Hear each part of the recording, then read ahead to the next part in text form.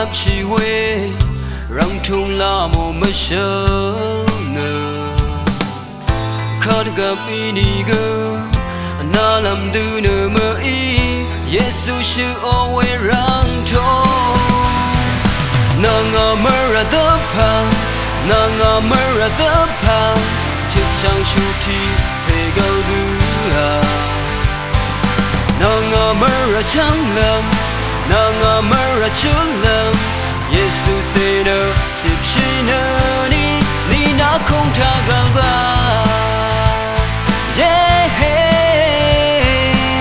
na nanga mơ ra tơ pa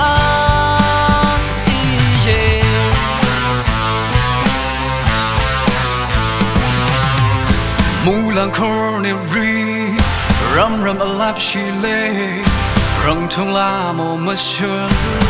nơ khát gặp ini gơ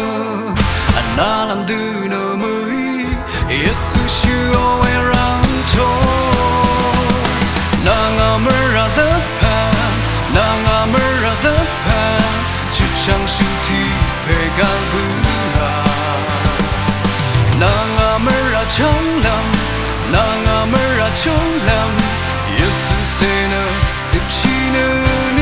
ni na không tha gal ba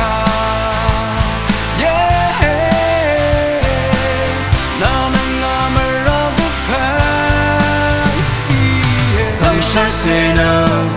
Rawang mưa ona si quê ram thung lam thia tha chang malung chai we rang ga thung sang ri kha rai shong na ta tan chi nơ lòng sa Yesu easy da sha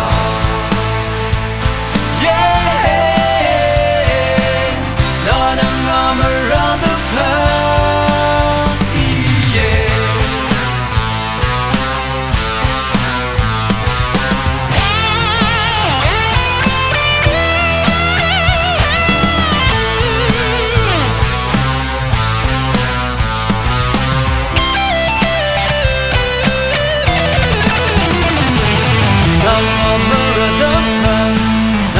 mơ ra tơ pa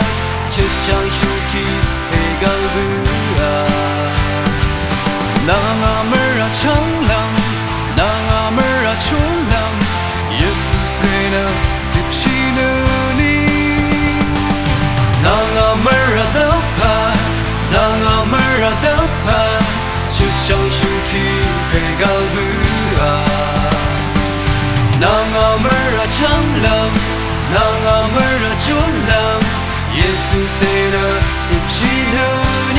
ni na không tha gal ba